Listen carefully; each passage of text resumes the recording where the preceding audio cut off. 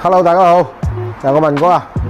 今日好多謝粉絲，澳門牌單牌車上嚟整佢嘅機頭震啊！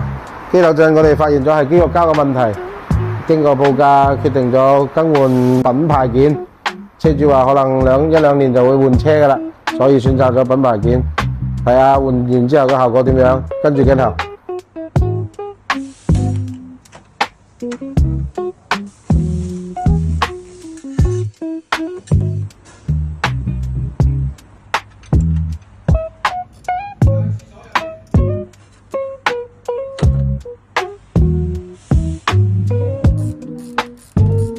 好明顯，大家可以睇到呢個肌肉膠係好鬆動嘅嚇，所以發動機嘅抖動就喺呢度傳出嚟啦。佢方向盤震動啊，新嘅係唔會喐嘅。佢呢度入邊咧係液壓嘅，基本上都流晒啲油出嚟啦。你哋大家都可以睇一睇。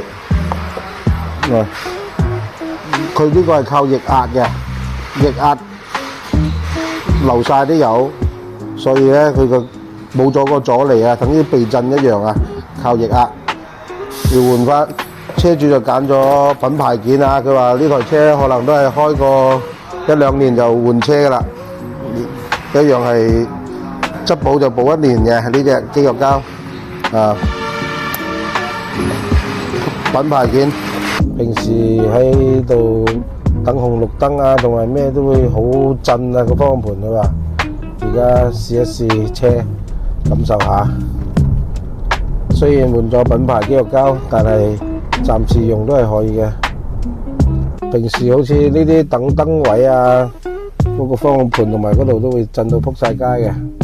而家係基本上冇震嘅感覺，睇支水就知啦。